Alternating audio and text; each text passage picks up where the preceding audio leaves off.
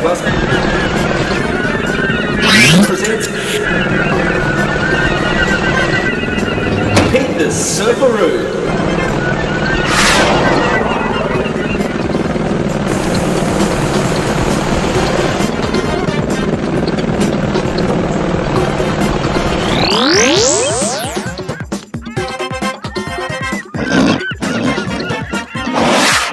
Coming up on Pete the Surfaroo.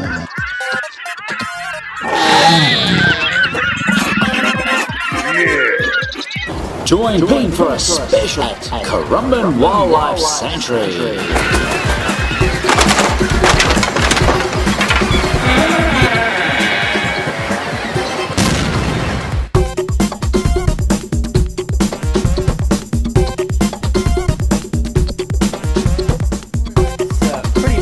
We've been walking for ages. Yeah, look, it takes a while to get around, you know, it spans across two sides of the Gold Coast Highway, you know, and there's obviously a lot to maintain there as well. Mate, I'm really excited about our next one here, mate. What are we going to go see? Yeah, mate, we're going to go see the Tassie Devils. Gee, now, a lot of people out there have never seen the Tassie Devil. I don't even know much about them. They're sort of tucked away on the shelf, you know, and not many people know about them, eh? Yeah, mate, they're a bit of a recluse, but we're going to go touch base with Sarah. She's our senior mammal keeper, and she's going to give us a great insight into Tassie Devils. Mate, I'm looking forward to it. Let's do it, buddy. Should be good, cool. Sarah, our senior mammal keeper. Now, this is a really good one to talk about, the Tasmanian Devil. Yeah, my favourite animal in the world. Now, just tell us a bit. I'm always curious about where did the actual Tasmanian Devil originate? Is it an Australian animal or a Tasmanian? Because we don't have it here in Australia. That's right, we don't anymore. We did a few thousand years ago. They definitely were part of mainland Australia, and they disappeared here around the time that the dingo took over. So, hence now they're only the Tasmanian Devil as such. Yeah. Wow. Now, I've heard there's a bit of a problem down there now too with this virus or something that's sort of getting to these poor animals. There is. Devil facial tumour disease, it's called. And it's nasty business. Basically, it started around 1995 was the first time they actually saw the disease. And unfortunately, it's taken over so quickly to the point now that the animals are looking possible to be extinct in about 15 years. What a pity, because it's such a nice animal. They are. They're amazing. Very full of personality, that's for sure. Now, they're so cute, and I was just talking to you before about you feel like touching them, but they are pretty aggressive. Well, they are. They've got a bad reputation. They're very noisy and they're very full of themselves, and they like to make a lot of ruckus. But in actual fact, they truly are quite a shy and timid animal. But they will push you if they feel threatened or vulnerable. They will, and their jaw pressure is about the same as a saltwater crocodile. Oh, you're kidding? No. So a hand, very munchable. Very munchable. Yeah, that's right. Now they are very curious. I've noticed them coming up really close to me and the camera. Yes. They like to sort of check out what's going on. They do. They're very inquisitive animals. Basically, anything to them is food. So your camera is more than likely going to be a meal. So that's right. So they'll eat anything, literally. They're carrion feeders, so they feed on dead things and anything they can get their hands on. They'll chew up people's washing off the washing line and so forth. There's been cases known where someone's washed out the whole footy team's jerseys, hung them over the veranda, and every single one of them had ended up in a devil's belly. So, garbage cleaners, they're often called, the undertaker of the bush. Gee.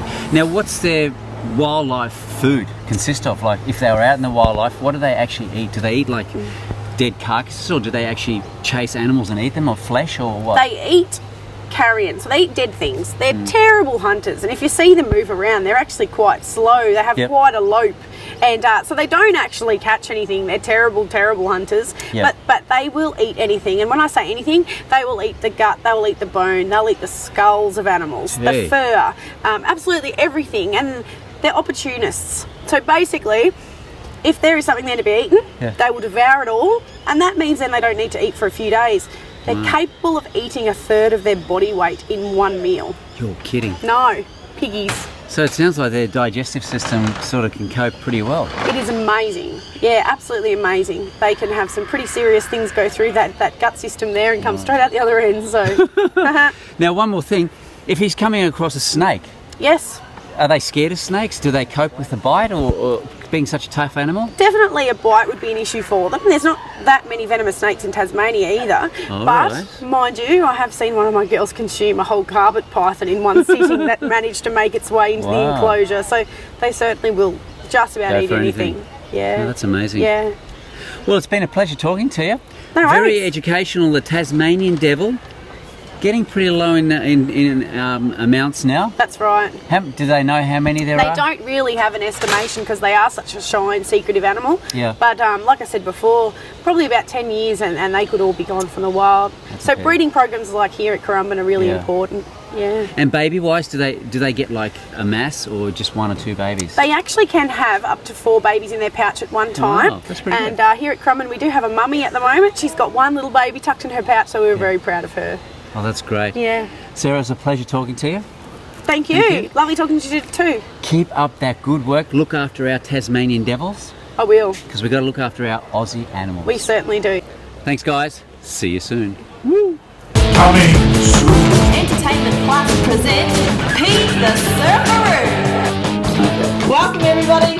What you're about to see is a real true blue Australian family viewing visual series with interviews, fun-packed light-hearted humour, learning experiences, and it's all full of laughs. Unbelievable interviews and stories, spills, energy and adrenaline pumping, featuring sports, celebs, health, renos, competitions, great locations, heaps of nature and wildlife, detective stories, special events and heaps more.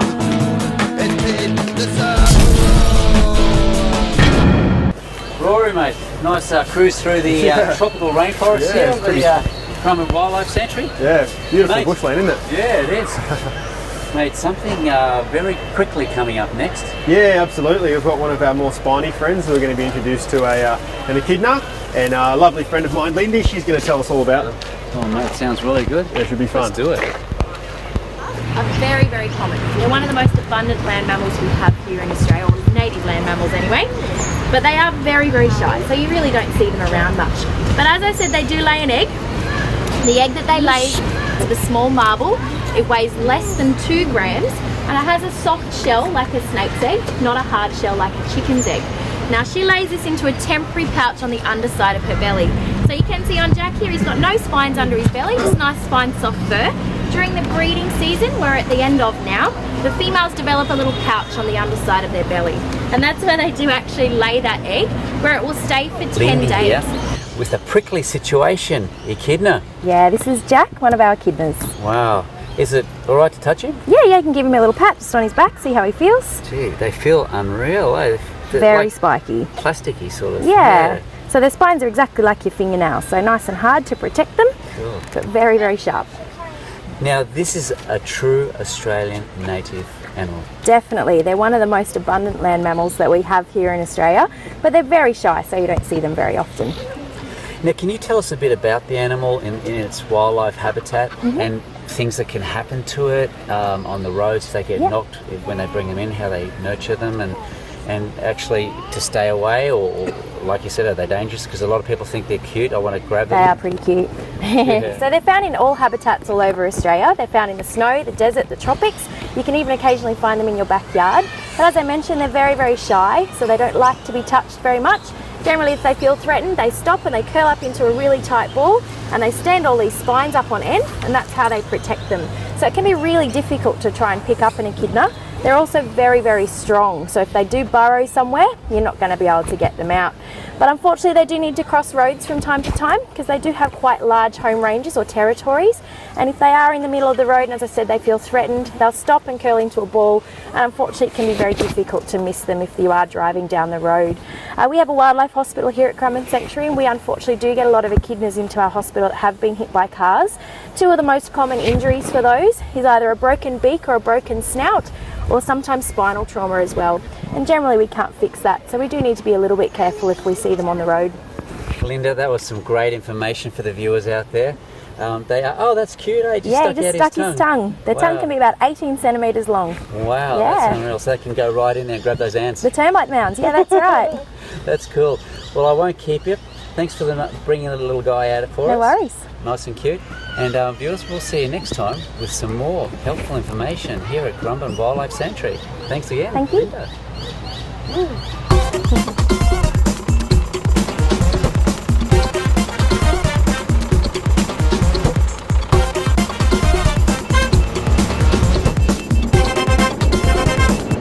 Mate, it's been a big day, Rory. Yeah, mate, it's a long day. Like I said before, you know, a lot of walking and Slip, mate. Oh, talk about slippery.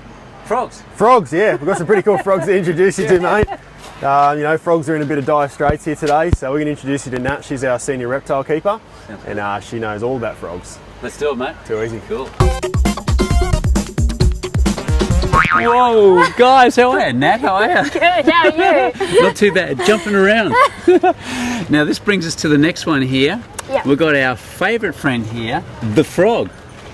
Now, as I've been told and sort of been, know about frogs a bit, they're sort of dying down a bit because of the ecosystem and things happening to our poor little frogs. All these cane toads are taking over. Yep. But where's our nice little froggies going? I know, it's pretty devastating, because they call it the perfect storm. And because there's lots of different factors of why frogs are going extinct in the world today. So they include, habitat fragmentation, pollution, climate change, but there's one really big one where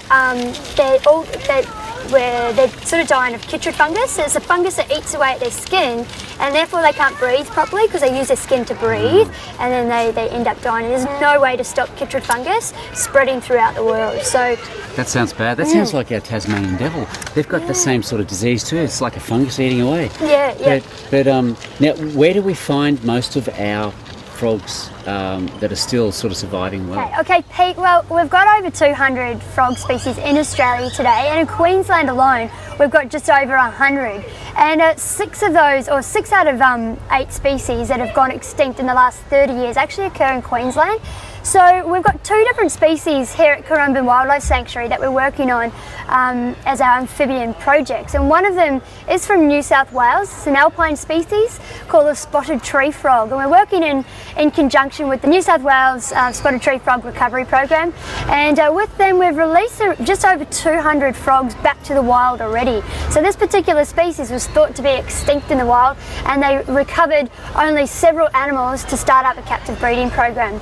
But in Queensland, hardly anything has been done to help save our frogs in the wild, especially setting up captive populations. So this species here is one of 6 species in a genus, and 3 of those have already gone extinct in the wild. This particular frog, called the Youngula tinker frog, is actually the least threatened out of the rest of the surviving in the genus. So we're working to gather all this information about how they breed, what they eat, and how to maintain them properly in captivity, so we can apply all that information to the more endangered species of that genus. So it's pretty interesting. All this stuff here is the first time that this part of the ecology has actually been documented in the species. So from eggs right to tadpole stage, and that development was the first time, and that was done at Currumbin Wildlife Sanctuary. Hey Nat, now something really important. If someone comes across an injured or a frog in their backyard, what do they do? Like they'll naturally say, I want to keep it as a pet, I want to feed it. But they most probably don't even know what to feed these things. Yeah, that's right. Well, legally we're not allowed to take any native animal from the wild and keep it, unless you've got an appropriate permit to do so. But if the frog is sick or injured, the best way or the best thing to do would be to take it to your local wildlife hospital, and where a vet can assess the situation, and they can see whether or not it could be released back out into the wild. So if people do want to help save frogs, globally there's a couple of really great websites they can get onto, savethefrogs.com and also Amphibian Arc. They've got loads and loads of material to look at, and also things like minimising our consumption of water. Look at what you're using in terms of fertilisers and things in your garden around your home. You can also set up a frog pond and with native plants to help attract frogs to your garden, and also donate money to local research projects similar to the Currumbin Wildlife Sanctuaries to help them sustain these captive colonies and their research that they're doing for frogs. Wow. Now, if we went out looking for, like, you have bird seekers that sort of go looking for birds to take photos. Yeah. Now, if I'm going, froggies. Froggers, yeah, froggers. they call them. So, do I go like looking where there's water lilies and think of frogs being there? Yeah, well, that's a really good thing to encourage people to have an appreciation for animals, is to get out there and have a look at frogs. But yeah, obviously don't touch them. But really good times to go is when it's raining or it's just rained, because rain actually kind of acts like an aphrodisiac for frogs. So the males will all be starting to call, and there'll be a full chorus, especially in the summer times. But yeah, local ponds and wetlands. You can even drive along in your car, wind down the window, have a listen out, and if you can hear frogs calling, then you can go into those areas. But please be aware that the spread of chytrid fungus is actually from people going from locations to locations, so just be aware of quarantine with that, and that's all on our government website, so you can find out more information about that. Nat, you have been really helpful out there. Thanks Pete. for that. And of course, people out there viewing, and you do see a frog out there, save it and bring it into these guys here if it is sick. If it's in the wild, check it out, don't touch it, just let it cruise. Excellent. Thanks, I've learnt my lesson already now. Guys, we'll see you next time. Pete the Surfaroo. Woo!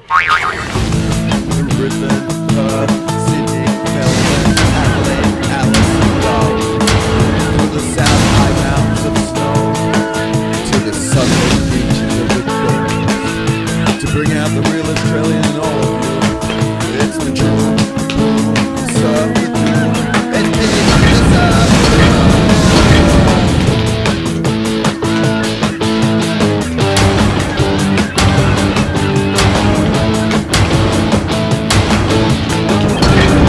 It's not all about being in front of the camera. It's about training, looking good, solid, mean, and ready for you guys. It's all happening. Pete the Surfaroo all the way. Yeah.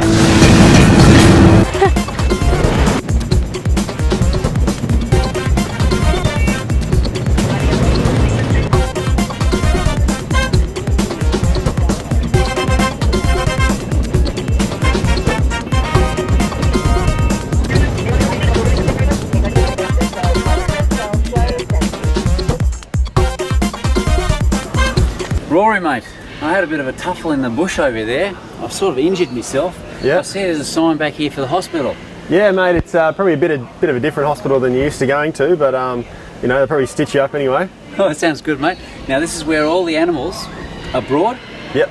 All the sick animals out there around Australia. Yeah, absolutely. So, this caters for all the sick animals, but we also look after all of the animals that you see anywhere in the park today.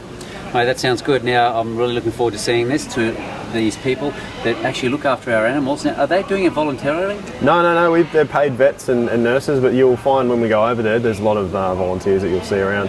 It's great to see volunteers out there coming in to help out with our Australian animals. Guys, let's go over and check them all out. Let's do it. Beautiful.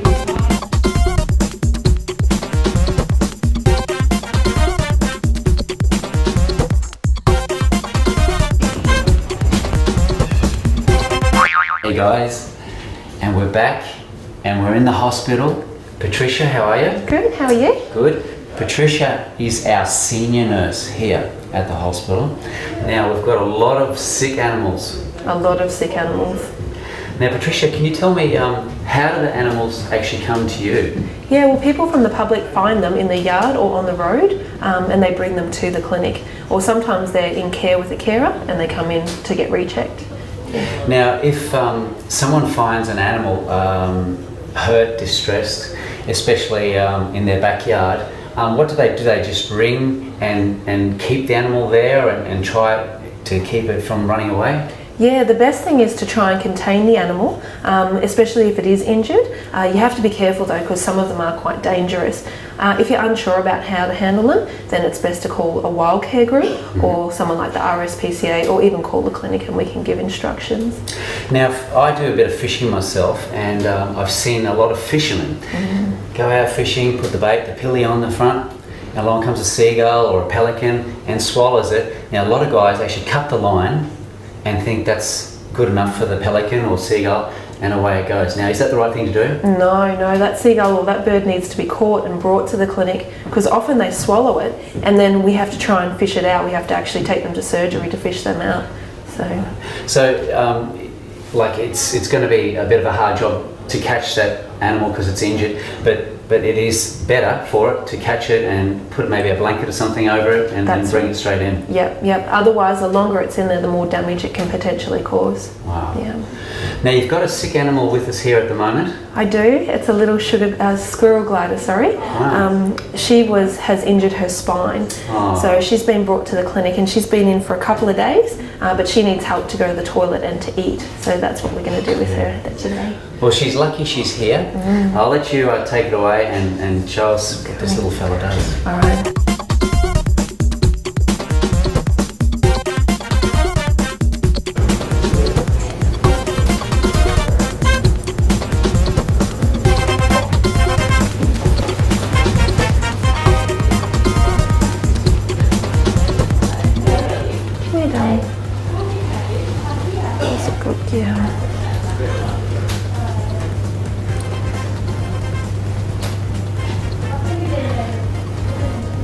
So these little guys in the wild, they have quite a varied diet, but in captivity we have to try and mimic what they eat.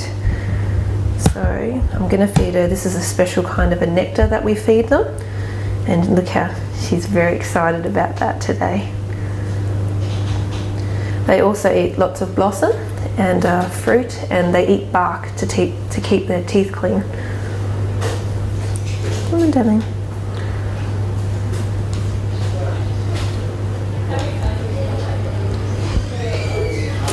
So most times during the day, these guys would be asleep in their little boxes, but because she's only a baby, she'd be feeding, she'd be suckling off her mum. But in hospital, we have to replace her food. So I've got some fruit here as well. And a couple of peas and corns, and she likes them. Her favourite this week is the watermelon.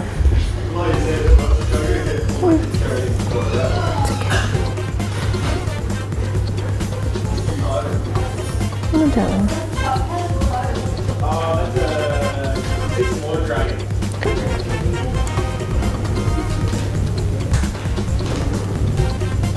Look at this.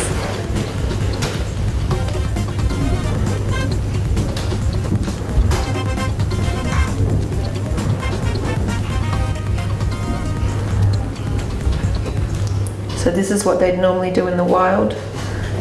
They'd lick the flowers to get the nectar off. That's why having native plants around your yard is so important.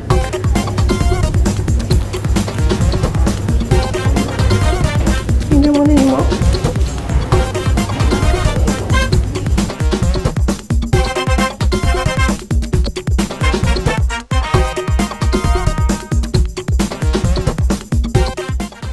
Let's close the little box. So she's in a hidey hole. Now, Patricia, we've got a squirrel glider. Now, how do they actually fly? Yeah, well, what they do is they have these membrane that goes between their hand and their feet, and when they need to jump, they extend out their arms and they use it's like a wing to direct themselves, and so they can go quite far distances. That's amazing, eh? Yeah. They actually look a bit like possums, because I've done a bit of a shoot on possums, and when they're babies, they look similar. Yeah, these are actually, she's a baby, this little girl that we've had here, but gliders are a bit different to possums because they do have the wing membrane, and they do eat a bit of a different diet to what most possums eat. And most people, again, most people don't even know the gliders are there, whereas possums are a bit bigger and they tend to come in. The gliders tend to be a bit more private. Wow. Now, the family of gliders is quite big. There's quite a few different. There are. We have little feather tail gliders, which are the tiny little ones, almost the same size as mice. Yeah. But their tail actually feathers out, and when you look at it, it looks like a feather being flattened. Then we've got sugar gliders, squirrel gliders. There's yellow belly gliders, and there's some quite big ones that their tail is a metre. I think they're called majestic gliders. Gee. Yes. Now, do they ever get confused with bats? A lot of people do confuse them with other species, including bats, especially when you're out at night and you're not too sure. So yeah, but they do sound a bit different. Yeah. That's cool. Now, right down to the hospital side of things, animal-wise, how many animals do you look after, and what do you actually really do here to look after these animals from Australia? The Currumbin Wildlife Hospital sees over 6,500 animals each year. It's a huge variation from birds to reptiles to mammals. We see lots of koalas and echidnas and kangaroos through the hospital, and every type of bird species that is around in this area. We're kept quite busy. We have a lot of serious injuries come through, things from dog attacks, fishing line injuries, car attacks, to people just being silly and deliberately hurting animals, which is awful. It's horrible that people would even contemplate doing things like that. Yeah, at Currumbin we have 3 vets and 3 full-time nurses on the floor all the time, and then we run also with volunteers. We'd be lost without our volunteers. They help keep the hospital running. So Pete, we've just had this little baby bird. Coming up next time on Pete the Surfaroo. This little guy was actually hit by a car. Here is a black swan that came in with fishing line wrapped around his legs. These guys have just gotten caught in amongst bad weather and been knocked out of the trees. Look after those animals and don't forget to bring them into the hospital. Between 3,000 and 8,000 years ago. Let's do this trick and get it happening. You're on the course to do it, to get out there and do things you've never done before. This is the way to do it, eh? The way to do it, yeah.